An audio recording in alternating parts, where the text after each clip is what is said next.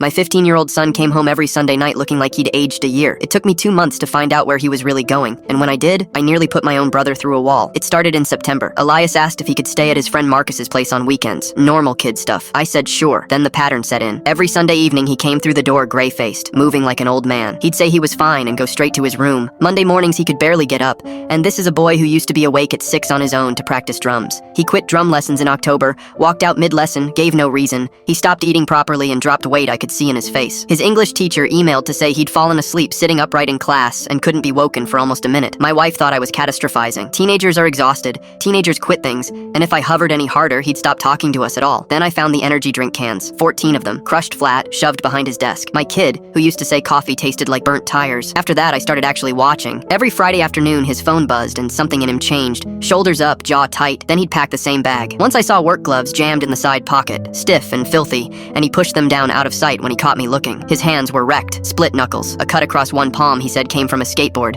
Then I heard him on the phone through the bathroom door. His voice was small and pleading. I know. I said I'd come. A pause. I can't do it every weekend. I've got exams. A longer pause. Then very quietly. Okay. No, I won't say anything. I know what I owe. I know what I owe. He hung up and I stood in that hallway with my heart going through the floor. At breakfast I asked lightly whose house he was going to. He said Marcus's. I'd run into Marcus's mother 9 days earlier. Marcus had been in Portugal since half term, so when he left on Saturday, I followed him. He didn't walk like a boy going to see friends. He walked like a man going to a court date, taking a route that made no sense, doubling back twice, checking behind him. At one point he stopped under a streetlight and just stood there breathing, gathering himself. 40 minutes later he turned into the yard of a house I recognized instantly because I helped paint that front door 11 years ago. My brother's rental property, the one he's been gutting and flipping. I sat in the car until I trusted myself. Then I went in through the side gate and found my son at 8 in the morning on a Saturday, in a dust mask, alone, filling rubble sacks with broken plaster. He looked up and something collapsed in his face. Not fear, relief. That's the part that will stay with me forever. My brother came down the stairs with a coffee and had the nerve to smile at me. He said Elias was learning the value of hard work. He said the boy had volunteered. He said I'd raised him soft and he was doing me a favor. I asked my son to tell me the truth. Elias said that back in August he'd backed my brother's van into a gate post while being let steer around the yard.